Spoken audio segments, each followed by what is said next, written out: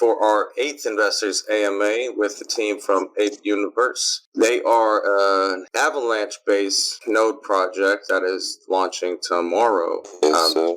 We should have a jam-packed AMA full of alpha and a bunch of NFT giveaways, so please stick around. All right, guys. First off, could you just let us know about the team and your guys' background with blockchain and development, or where each of your roles, and maybe how many people are on the dev team, etc.? Sure. So the total team is about 10 of us, loosely. Some people are more involved than others. We have 3 internal devs, but this isn't the only project they work on. So we have an external dev as well we hired, who's done a really good job so far. The rest of the team are kind of acting as moderators, marketers, business development. To be honest, the whole 10 are not so involved, or are only just starting to get involved now, I should say. As we get a little bit more crazy. We've all got different backgrounds. Most of the team has some experience in projects before, if it's moderation or what.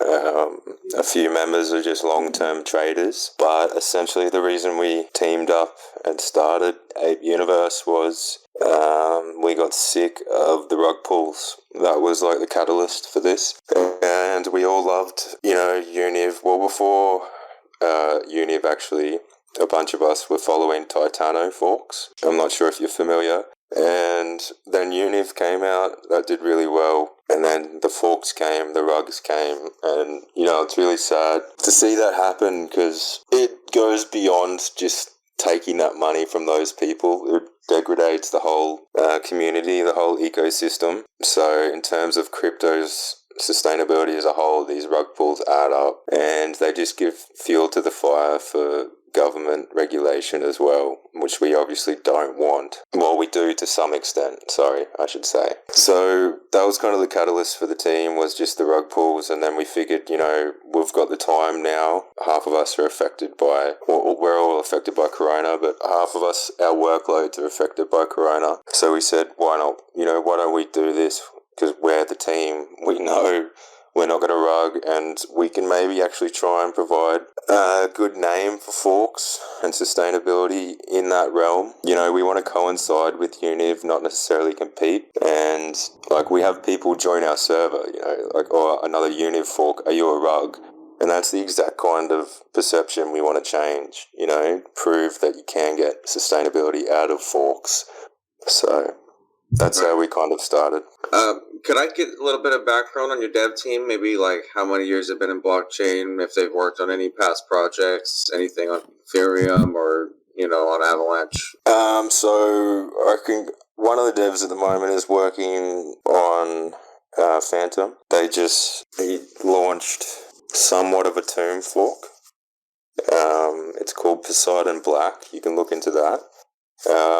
Maybe PJ can elaborate a bit for himself if he's got the mic there. Maybe he stepped out for a bit. Okay. I'm not too sure. But there he is. Hello, everyone. So, myself, I'm not the dev. I just started, but I'm mostly handling the whole Discord, and I got the finances, and I'm working along the devs, but I'm mostly just telling everyone what they need, what they have to do for the security of the bots. I'm a software engineering student. I just started a year in, but I'm learning as you go. But yeah. Yeah. So PJ's kind of been the middleman when it comes to code. So he simplifies it for the rest of the team, I guess you could say. Because it does go a bit. To be honest, it does go a bit over my head at times. But yeah, one of our main dev who does a lot of the most work, he actually has Corona at the moment. So last night, he was in hospital getting a test. He's coming out of it. And we actually had an attack on our pre-sale of bots. They tried to... The funny thing is, they never could have got anything because our dev created an external pre-sale app. And the money's being sent to a contract that's irrelevant to our actual protocol. So even if you did get through, you're wasting your time. So they're idiots. But anyway, he was in hospital and he got pinged, 800 server attempts or something. And he successfully, blocked the attack. But yeah, he's grinding pretty hard behind the scenes, to be honest. I would have loved to get him on to give a bit of insight, but he has relayed some information to me about the specifics that I can obviously talk about. Cool. Yeah, no problem. That's great. That's cool.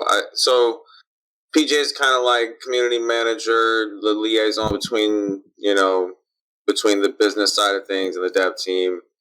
Yeah, and he's been hands-on with the contract as well. Right. Yes, because of the yesterday attack, we are trying to redeploy all every contracts and put some more protocols for security in it too. Great. Yeah, we're really trying to prevent bots, so taking every measure we can. I really appreciate you guys taking the time and making sure this is a secure and safe project and trying to bring some integrity back to the space. It's so needed, man. We need more of this, like what we're doing here right now. For sure, man. It's good to hear you say that. Like, I think one thing we're going to do that I think maybe other projects might follow is our dev is actually going to encrypt, well, he already has, is going to encrypt the contract behind a capture phrase. So when we actually do stealth launch, you won't be able to get a contract before completing that capture, which may not sound like a lot to some people, but that's kind of a massive line of security against bots right there. Yeah, that's huge. Most people, yeah, I understand what you're saying. Yeah. We've seen botted launches really screw up projects altogether too. So it's definitely a very positive thing. If you guys have the ability, I'm sure if you guys have savvy people on your team, you've noticed the sandwich bots. The sandwich bots? I'm not familiar, but I'm sure our devs are. PJ, does your team know about the sandwich bots running rampant on AVAX right now and Phantom? Yeah, the sandwich with those bots that work with the buy transaction before the transactions. And then a big sell after. So they buy and sell directly, so they sandwich one transaction. Yeah, right. Yeah. So basically, you or me, we would try to buy, say, 10 AVAX, right? And at $300, we get sandwiched. We end up having to buy at like $350, and then immediately the price returns back. So you start down, 10 or 20% on the trade. It's a very, very bad thing, and I don't think any exchanges are doing anything about it on Avalanche right now. I do know that measures are being taken to prevent this on Phantom. The Spooky Swap reached out to me. I gave him a bunch of details on, the transactions and the wallets involved, and I believe they started blacklisting it. But well, I'm a Phantom Maxi as well, so that's great to hear. But to be honest, I've had my head in the laptop so hard and not really on the charts. I've got my long-term investments just chilling that I, have belief in.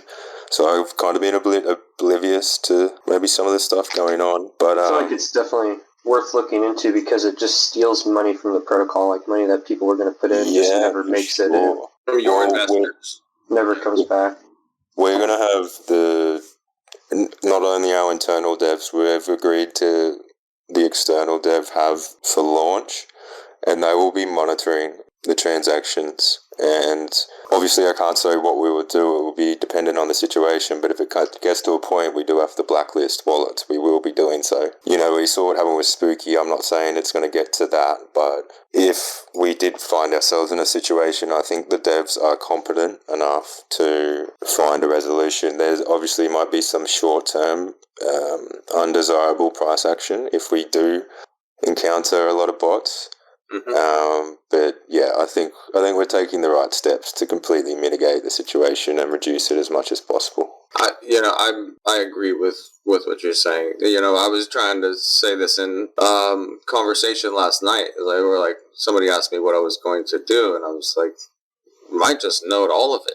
Because what we know about the dev team and their integrity and their level of passion and dedication for this, there's no reason to think that they're just going to have a problem and then give up, So knowing that they're going to persevere and work through things, it could easily be a very solid play, regardless if you just look at the bigger time frame, right? So there's always issues and concerns with short-term price action, especially with these projects, especially when you look at UNIVerse, right? Yeah. So there's more to be desired there. So we want to know, what are you guys going to be doing to innovate and kind of sustain your price action? Because there's something missing, Yeah, for sure. So with UNIV forks, these type of protocols, it's a very nascent industry, and there's been some crazy price action, but I also think it's a bit premature to make up our judgment about them. Like, I really like what Red Light has done. They're chads, in my opinion. But in terms of sustainability, like, first things we've already implemented, like, a lot of our protocol now is a lot more similar to the updated version of UNIV or the newer forks coming out. So we've got compounding as 12 hours, not 4. We've got the 100 million buy and sell limit, which is always up for constant review. There's nothing permanent about that, or any of our fees for that matter. And I just want to touch on, actually, someone in our Discord said, why don't we renounce contract ownership? And to explain it, we can't. We need to be able to change the protocol moving forward to adapt to the market conditions. So just to explain that to whoever asked, if we renounce ownership, this project would be screwed. But anyway, in terms of sustainability, so we've made those minor adjustments to start, and that's the key driver behind our small whitelist and small whitelist allocation. Also, we had a lot of people asking us to increase it, but that's just a pump and dump, plain and clear, and we don't want that. So we think the changes we've made, I'm not going to say that it's long-term sustainable. I can't make that call. No one can. And the markets are obviously in a very weird situation at the moment. I think we're going to bounce out of this soon and we're all good. But you know how much the opinions change of the market right now.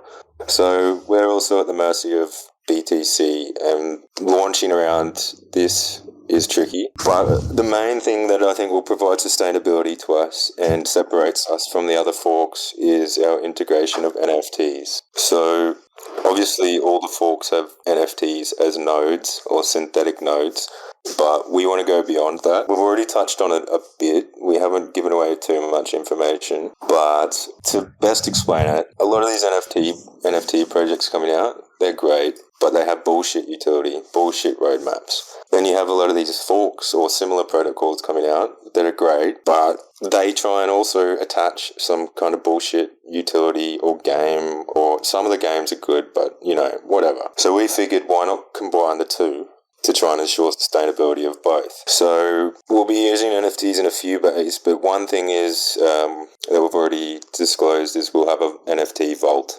So that might sound simple to some people, but the vault itself is a treasury. That's going to accrue interest over time. Some of the NFTs I've already purchased have. I snapped up some Phantom Boo passes, and they're all up 10x, and that project hasn't even started yet. So that's one way that the vault will add value. Like, that's limitless if you buy the right NFTs. Like, if you buy Uman, I think we all know that's not going down anytime. So that's one way it'll add value. But another big one is marketing, direct and indirect. We plan on doing, a lot of collaborations, and it's going to be dependent on our growth. Obviously, we have to garnish a reputation first in the industry. But we plan on slowly doing a lot of collabs with NFTs, NFT projects, I should say. Really quick, do you have any association with the Pink Flamingo team? No, I don't. I probably will reach out to them. I bought one of their NFTs for the vault. They're Aussies as well. I do. I didn't know at the time, and then I bought one secondary, and he's holding a 4X beer, and I'm obviously familiar with that. So I will definitely be reaching out to the Flamingo Club to see if they want to get involved. We want to do collabs, one-on-one pieces, Discord auctions. There's a bunch of things we want to do. The artists to give. Obviously, it'll give value to our community members in terms of the value of the NFT piece itself. So yeah, that's one way it'll provide value, but we intend on doing these NFT vault nights. That might start monthly. We might increase frequency. Once again, depends on our growth, but we plan to get those pretty poppin', especially if we can get the collabs going. Because I'm sure you've all been in NFT giveaway discords, and it gets quite hyped. So the marketing of that is huge. Indirect, you don't realize it, but you see it all the time, and you guys know the power of it. Obviously, you're doing it yourselves. But yeah, so that's two ways of providing value in a simple sense.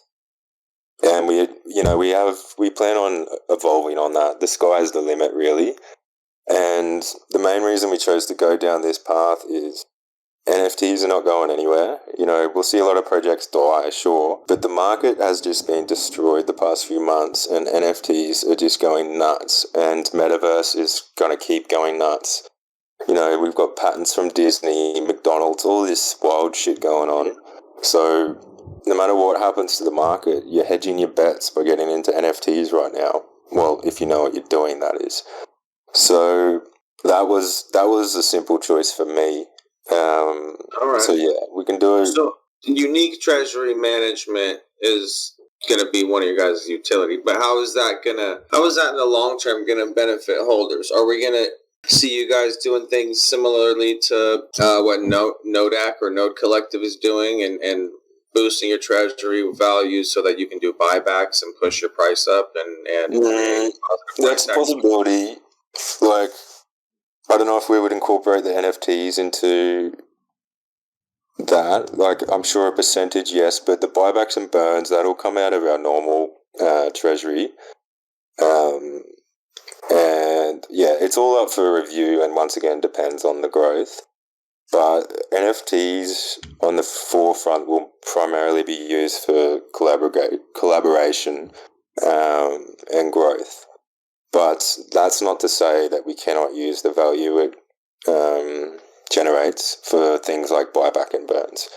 Like one example of how we just added some sustainability, well, depends which way you perceive it, but one example of how we're incorporating NFTs into a standard node project beyond the node itself is how we just did the auction for our Ape King NFTs. A bunch of the listeners are familiar with them, but essentially we made 15 NFTs just of the same image, different backgrounds, variations, and a few VIP ones, and we put them to auction. And to be honest, this idea was conceived pretty late in the plans. We just had this spare image, wanted to do something prior to launch, and it came together. But anyway, we auctioned off these 15 NFTs, and we just set the floor as one AVAX, and we didn't know, to be honest, what reaction we were going to get. And essentially the NFTs give you a guaranteed whitelist spot for those people, who were begging or missed out or whatever.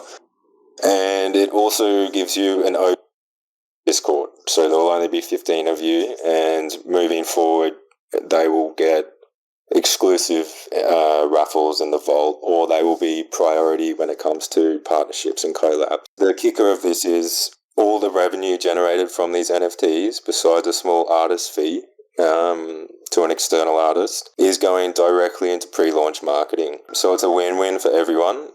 People who got outbid on the NFTs, a lot of them still have whitelist. So now they've just got this marketing boost. And to disclose the details, I think we ended up with about 80 AVAX. It was way better than we were expecting, to be honest, because like I said, we announced it real last minute. So right there, that's like what?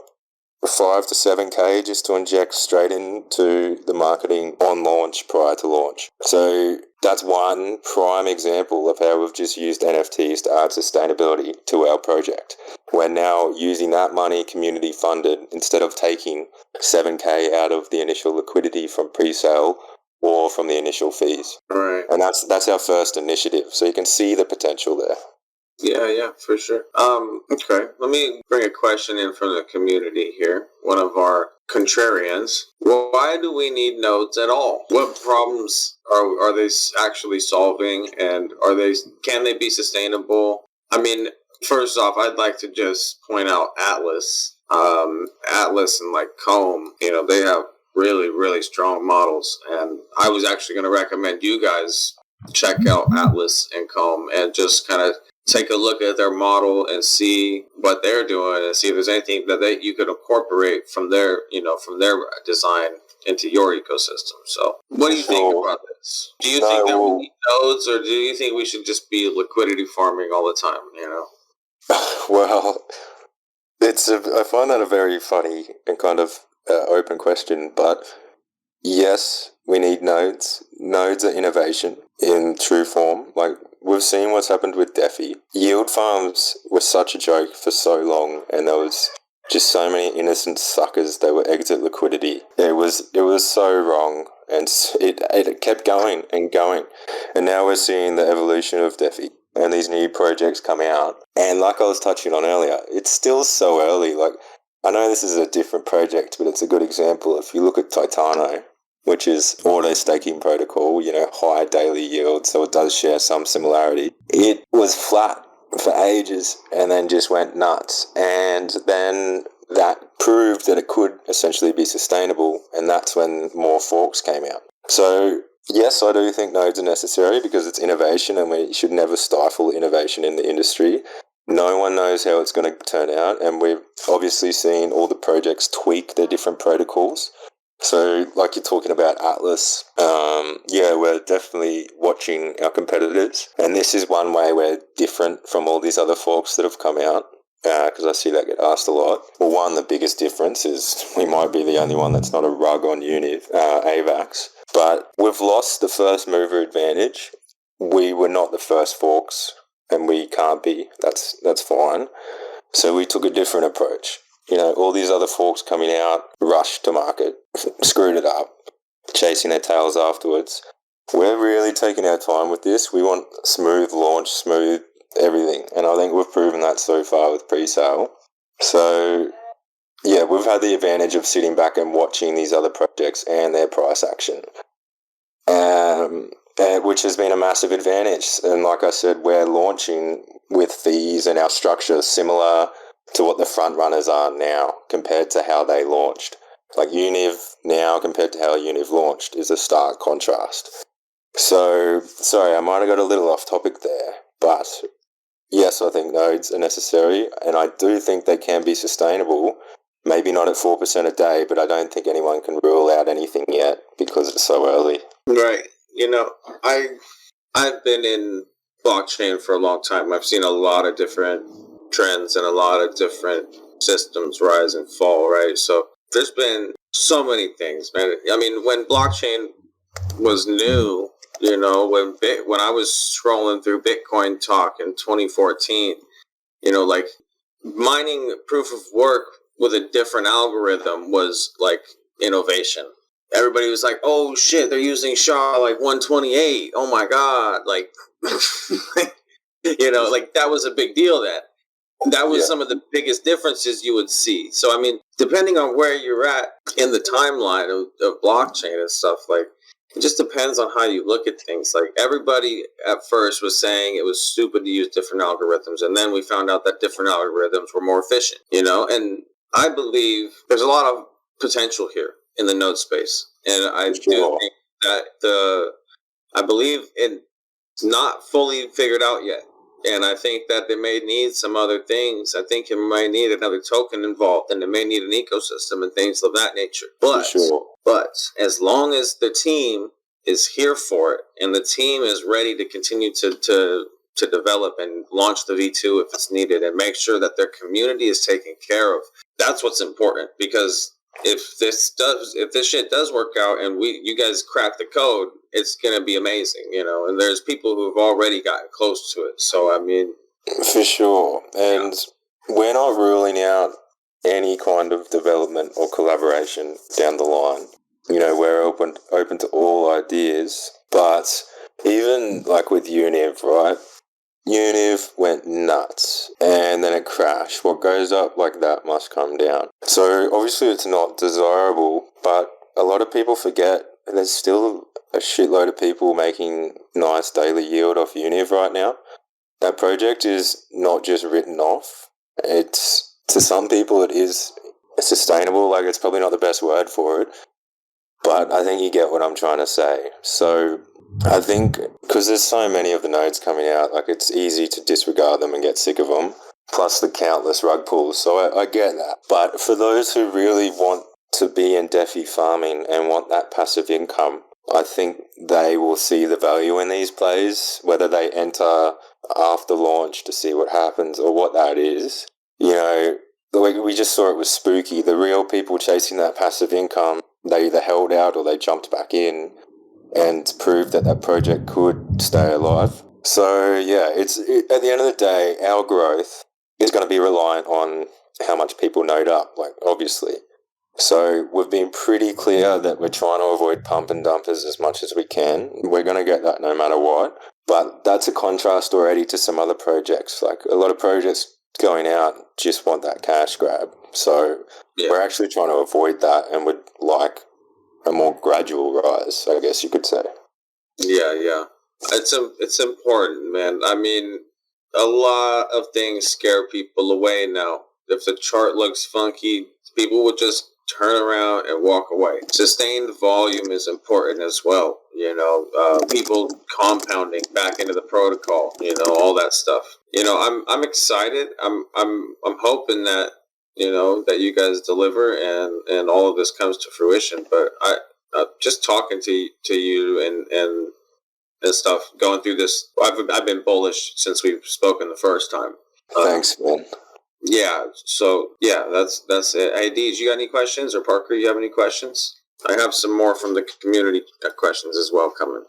Yeah, I was curious about how you're going to prevent bots from sniping the contract. Sure. So we have a few methods we've discussed. One I touched on before. We'll have the reverse proxied server with the encrypted contract behind a capture. So that's kind of the first step. Two of the things we're going to do I can't actually disclose because it could open it up to manipulation. But I can disclose it after launch in announcements. That's no problem. The other thing I can tell you, well, we're doing stealth, semi-stealth. We've chosen that for obvious reasons. And I already mentioned briefly as well, I think we will have the devs on standby for as long as possible after launch in a monitoring period. And anyone we think is manipulating the protocol, we will blacklist. So we're taking the necessary precautions and we're also trying to have necessary moderation in place. To be honest, I'm feeling pretty good about it. Bots are a worry for all projects. If a creator tells you otherwise, they're lying to you. Investors, you should know that. But we are feeling good about it. Like one of our devs, well, all of our devs are very competent, but one of them, every time he speaks, I just feel good. I don't always understand it, but he brings the fire. And, you know, he was beating bots while he was in hospital last night from his mobile phone. So that's given me a lot of confidence. Spooky, they got destroyed because the contract got leaked through Tofu. So if we're going to sign with Tofu, for example, do it in the very last minute, something like that. So yeah, we're taking precautions as best we can. And obviously the buy-sell limits are another precaution. So yeah, we'll just have to play it by ear, to be honest with you. All right. Any comments regarding the rug pulls yesterday? Yeah, the rugs yesterday. So I was kind of staying up to date with all the UNIV forks. I could have told you all of them up until maybe, I don't know, a week and a half ago because I've been so busy with this. But also, like I said, the main reason we started this was due to the rugs. So I think personally I invested in Australis. I actually did 70x on it and got out before it rugged. So I feel a bit sorry for everyone else. But that was also like, shit, I got lucky there. I'm not going to keep going into ones unless I know they're not legit. Like I'm also, involved in the community through moderation and I know some other people. So I'm fortunate enough to know some projects that, even though they're not doxed or whatever, that are 100% legit. So I haven't been paying too much attention the past week, but I obviously saw the headlines. What was the name of the two? It was Atom and Particle. Yeah, all the same how name. I know? Because I lost 20 fucking AVAX. Yeah, I think I read someone. So this is Greenie, another team member who's jumping in. Greeny, Yeah, sorry. I just what's up, guys? I just had a spare moment to jump in after PJ stepped out. No problem, man. Welcome up. Thank you. TulipDAO. Maybe Greeny knows more about the rugs yesterday than me. Well, I remember seeing that people were talking that, I don't remember which one specifically was KYC'd, and Assure DeFi was the provider. I know that they have an upcoming AMA next week, I think, talking about their issues. I mean, it's kind of the nature of the beast in this, Web3, DeFi, what are we, 3.0 world. It's a shame that you have products that are like fully doxed and KYC'd, or maybe not fully doxed, but pseudo doxed, and they end up rug pulling. And yeah, it's exactly why, it's the nature of why we wanted to create this. It's, you go from investing and putting in money into something, and then you lose it, and you're just like, I can do this better myself, and I will end up making more money if I don't rug, if I just do this correctly. Yeah. And I know this sounds a bit evil, but with every rug, it kind of adds to our sustainability, Right. No, I agree. And with every project that is pure dog shit and launched with some Fiverr dev on a one-off, your good, the solid projects are going to start to shine more, right? And the more you guys keep coming with updates and changes to the contract or whatever it is, new marketing coming out month by month, people are going to start to realize who's here to stay and what's sustainable, right? So it's very important. Well, that's the thing, is I'm trying to communicate as much as possible, because we would be naive to think we're not going to have to make changes, So we don't want that backlash of stupid FUD just because you make a simple change that's actually for the greater good. So I've been communicating every little vision as much as possible, and for that same reason, that's why we performed KYC from date dot, just to prove we're legit, shut everyone up. Whether your opinion about KYC is correct or not, whatever, I'm not going to get into that debate. But we attempted to solidify ourselves early. That's what I'm getting at. Yeah. That's why I'm going to start offering a KYC here at TulipDAO, but I'm going to do it on a much different level, and I'm going to make sure that I'm only going to be doing it with legit teams, and I'm going to do my best to vet people. For sure.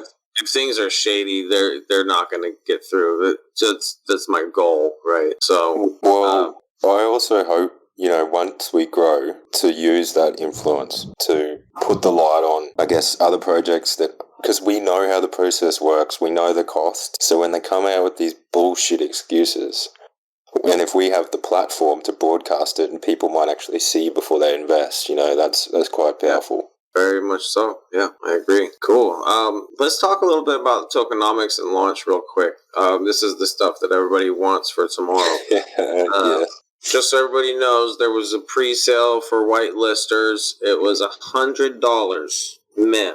That was it. Can we get into the $100 pre-sale? Is there going to be wallet limits at launch?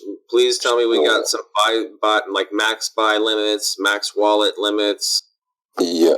So the pre-sales, we actually started the pre-sale ahead of schedule, which was great. And we're glad we did, because it's 200 spots only, 100 mem, just purely to mitigate whales, but also provide value to our whitelist. Like, whitelisters are going to have a great chance to node up and make passive income. If they try and dump, then that's on them. I'd rather flush them out, whatever. Either way, it's a reduced allocation. I think so far we've got about 15k, so that's already 15k launch liquidity right there. Not everyone has obviously participated in the sale. Yeah, like I said, the devs are verifying every single anyone who tries to submit through the process or game the system. We will simply keep your funds. If it was an honest mistake, we're obviously going to help you out.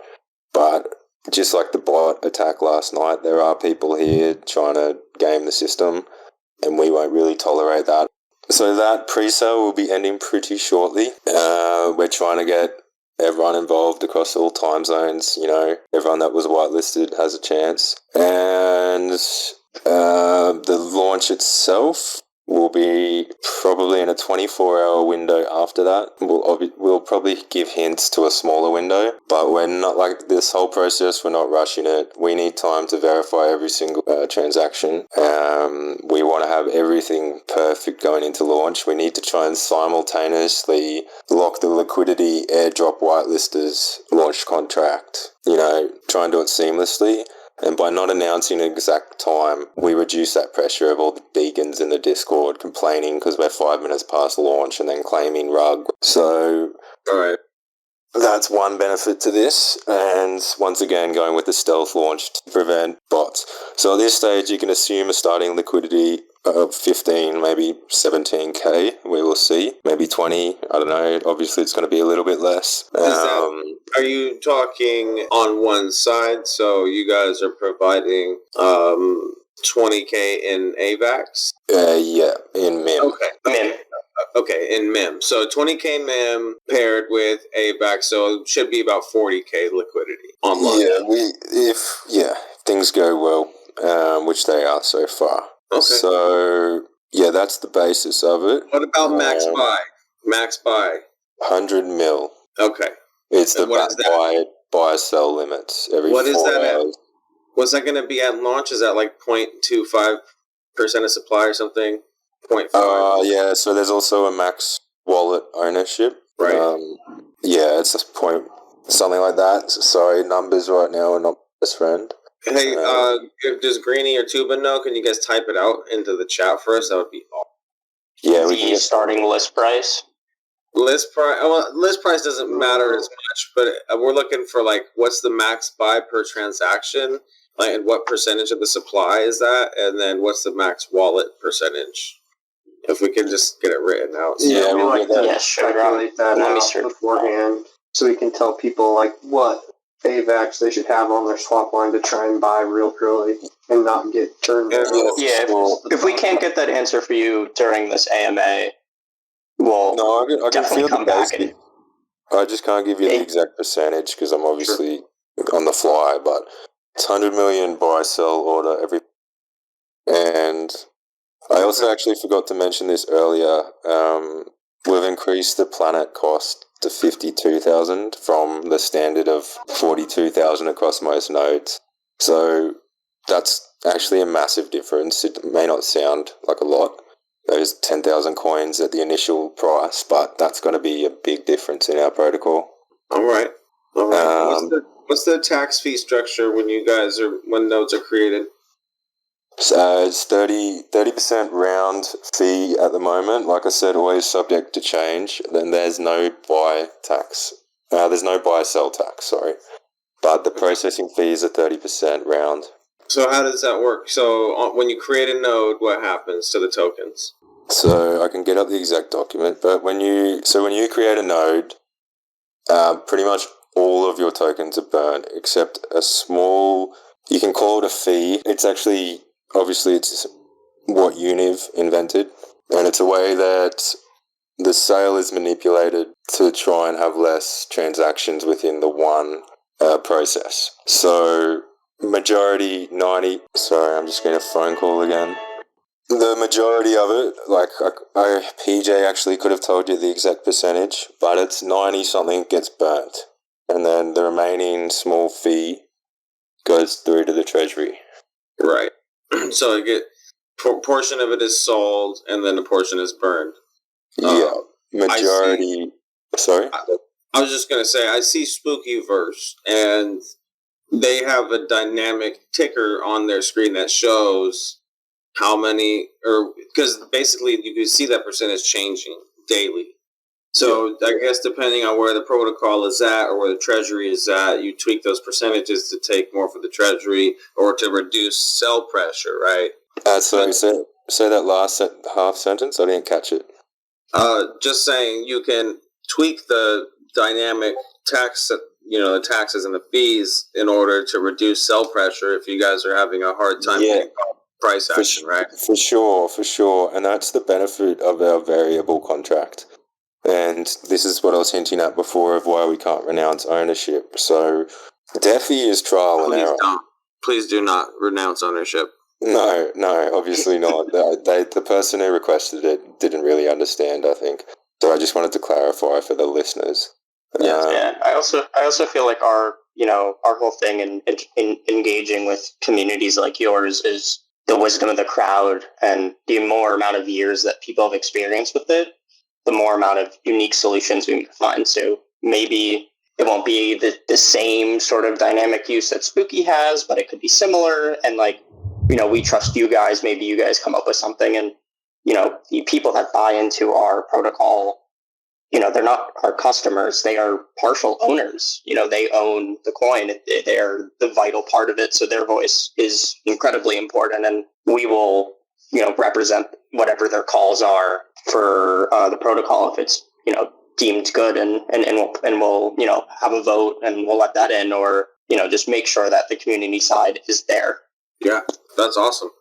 Love it, dude. I fully agree, and I very much recommend you to treat your investors as partial owners of your protocol, because especially with the nodes, that's basically what it is. They're buying a portion of your protocol and they're earning rewards from it. For sure.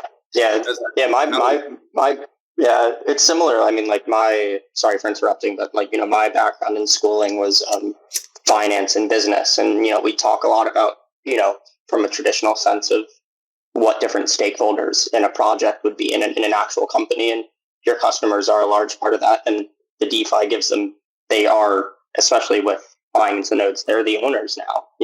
We have to represent their wants in a way that is good for them, good for people coming in, and overall is a win-win. And just having open lines of communication, doing AMAs like this, we'll have game nights in our server just to get people involved and feel comfortable saying, maybe I don't like this, maybe I like that.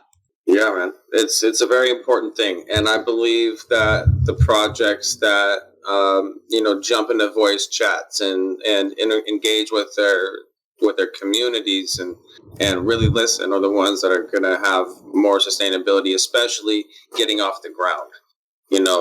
That's what you really need to get off the ground, is a strong base of people who are going to support you through that rough patch. Because it comes for everybody.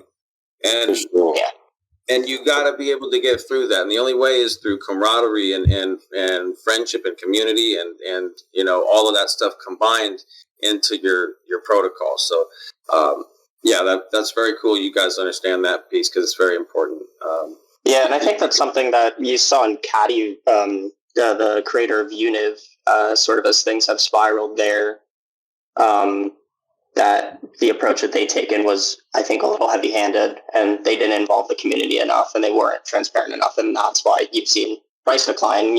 Price is not only just a measure of, supply and demand, that sort of graph, but is also a showing of how much people trust you.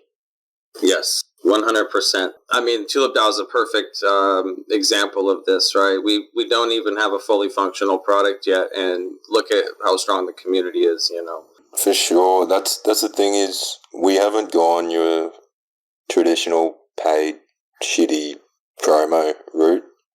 So obviously at some point in time you got to utilize it, but we've taken a pretty natural approach. And with the whitelist as well, we did the odd invite contest, but we did a lot of games in our Discord, and the people who have been in our Discord for the past 10 days or so, I feel as though we have built that kind of sense of community and commitment.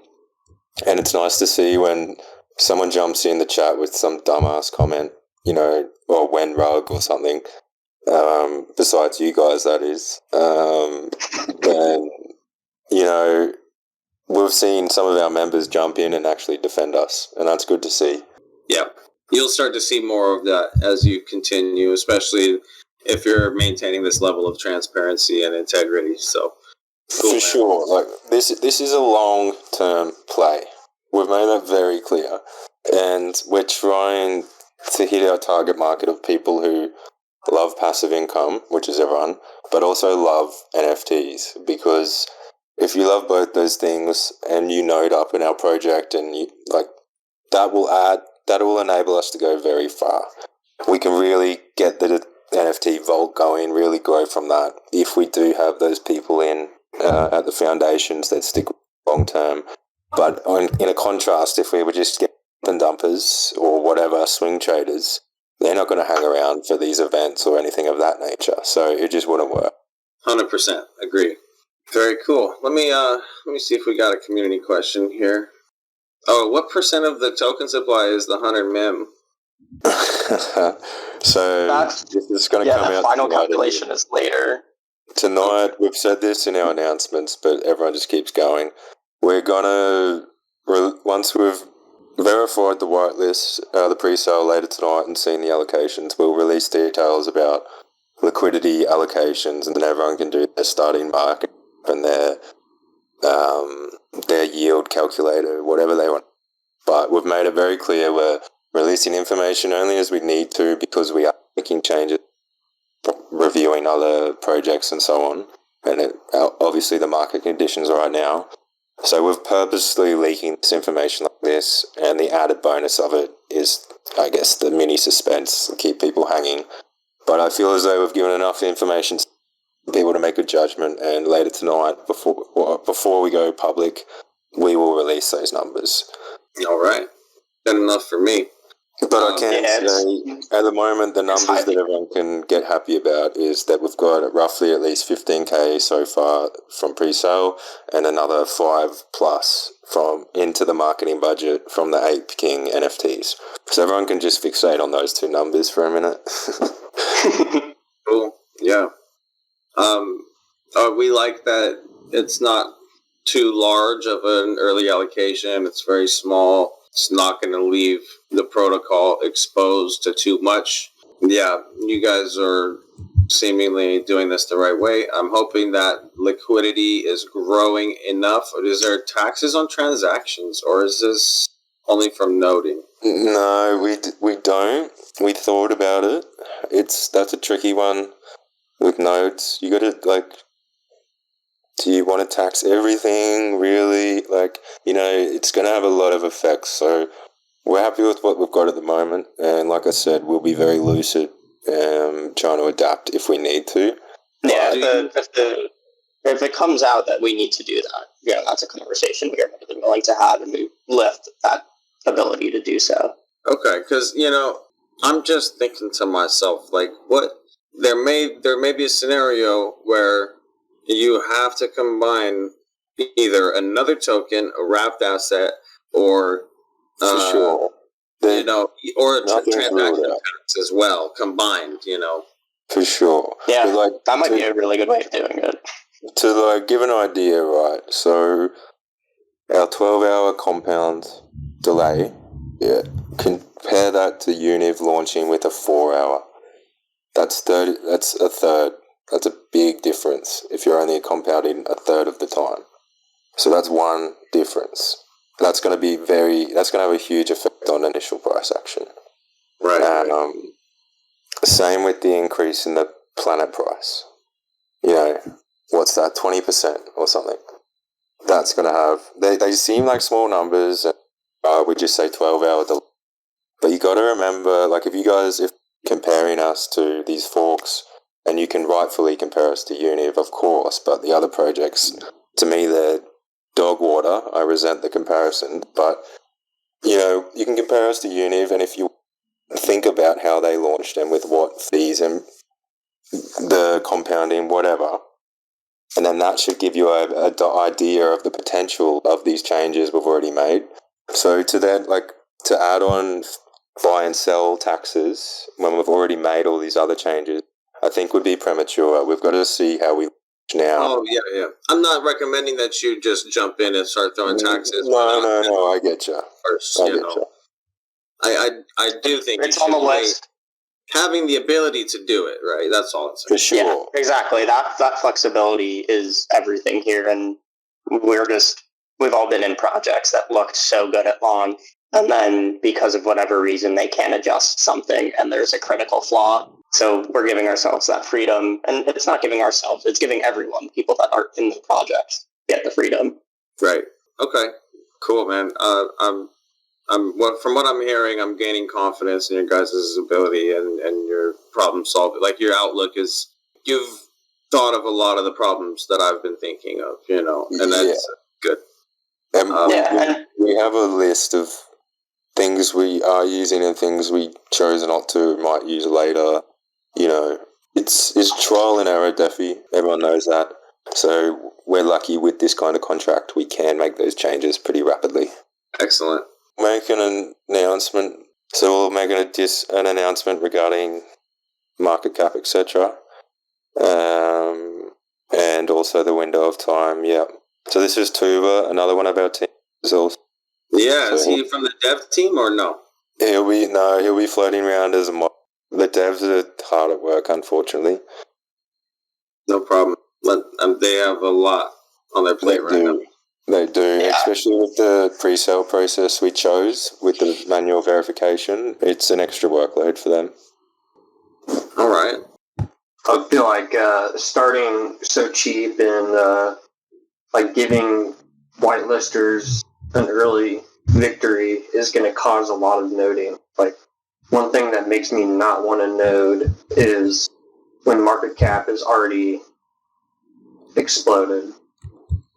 Yeah. It scares me. So, starting cheap and letting people get tokens cheap is such a big deal to me. Yeah, and also our process of giving people whitelist wasn't just the SPOG standard, X amount of invites. We did do that at endpoint for people that's the preferred way that they get in, but a lot of it was just playing games. We wanted everyone to have a fair chance to hang out with the team, and beautiful way for them to hang out with us and then go on to the next part.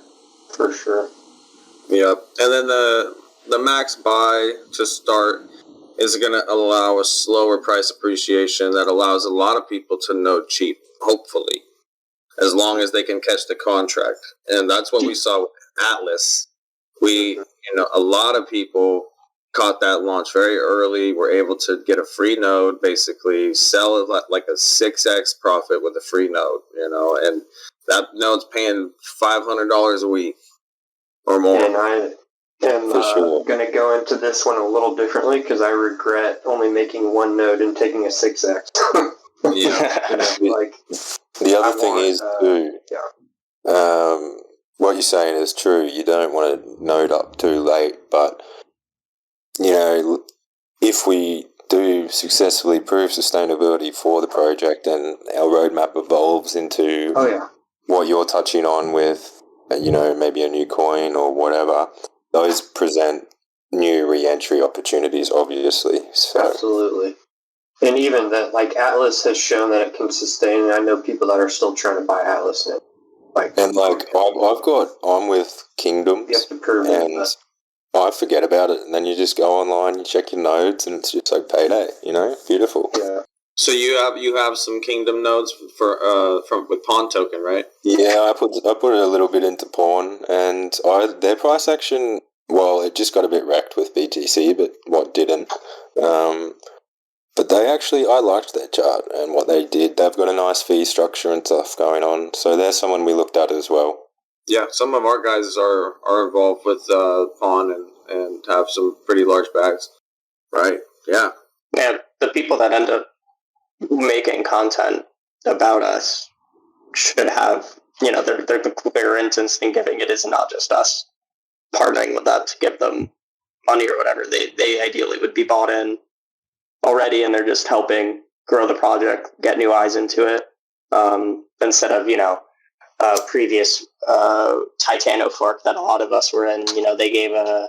They paid a guy who had 100K subscribers, but if you looked at his daily engagement on his videos, it was less than 1,000 engagement, really, likes, views, and that's just not the way that we want to do this. We want, if that person decides to make a video, good for them, good for us, but we want high engagement and organic traffic. Right.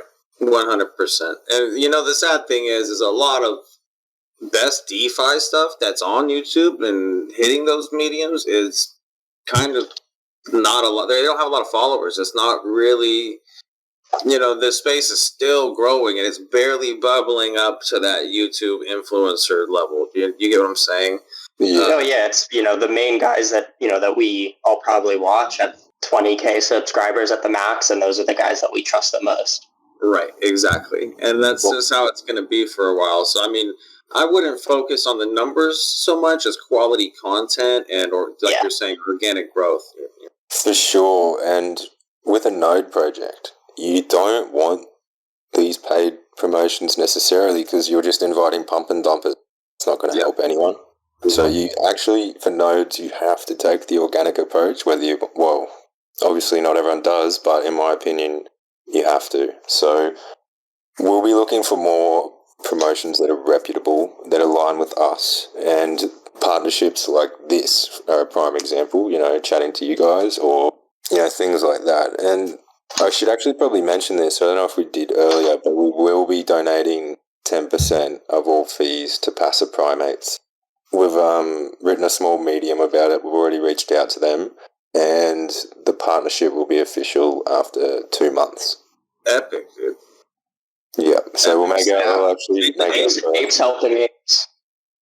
Save the apes. Yeah, it's the Pan-African Sanctuary Alliance. So we'll make our first donation to them actually probably in the next 2 days or something.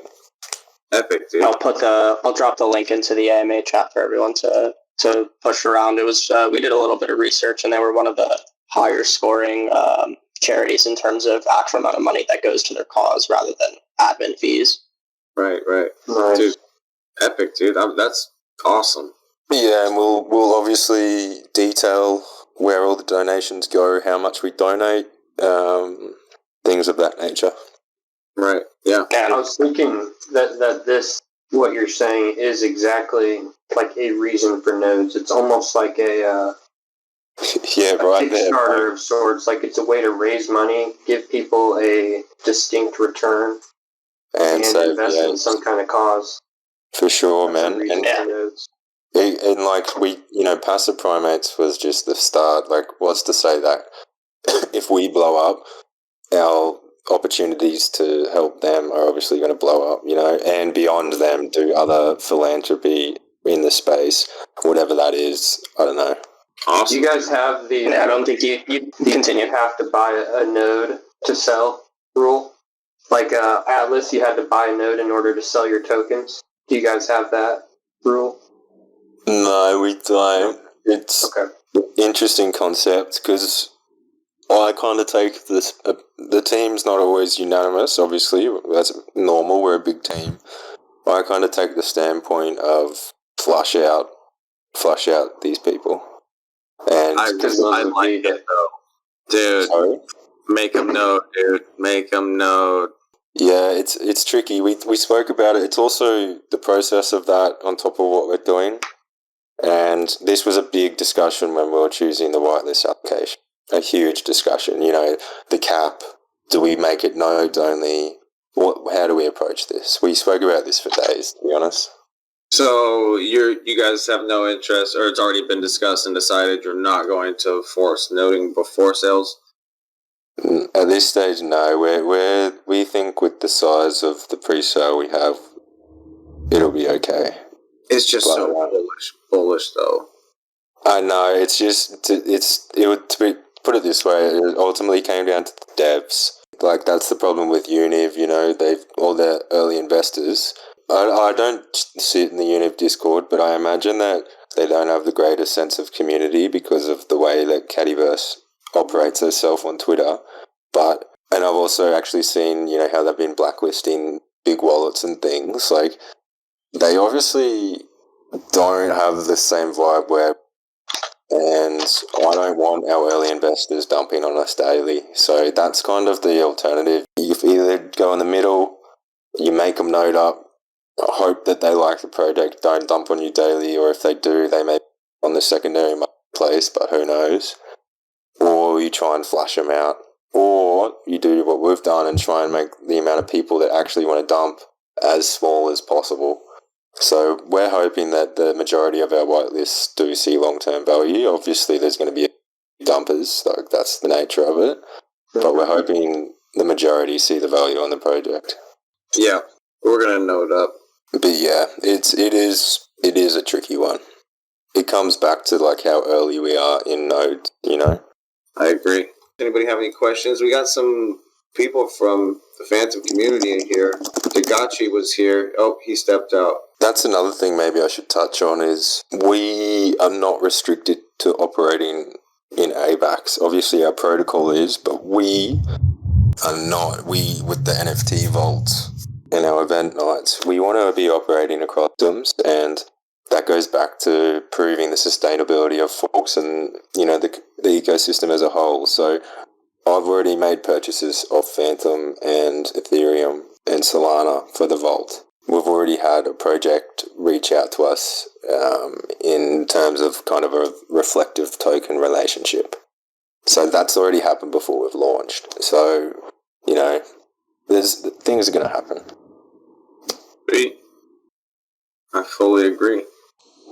See a question in chat. Any interest in cross-chain partnerships with NFT staking from and to Phantom projects? For sure. I wouldn't rule anything out. As I said, I'm a Phantom maxi and I love it. If there's a relationship that could benefit the protocol, I'm open to any kind of idea, and most of the team is as well. I think there will be some cool partnerships popping up. I couldn't tell you what, but Sure. as the space evolves, I feel as though, you know, we'll find ourselves in ship at the right time. We are about to be launching a collection of Tulip Trader NFTs that are going to be stakeable for Bloom tokens pretty soon. Oh, nice. That's amazing. Oh, man. I got to. I'm in the office right now. I actually did this whole AMA in the conference room at work, but I gotta move to a meeting. But I appreciate getting the chance to talk with you guys, and I look forward to hanging out more. Thanks for stopping by, man. Sweet, yeah. The one-stop shop for cross-chain alpha.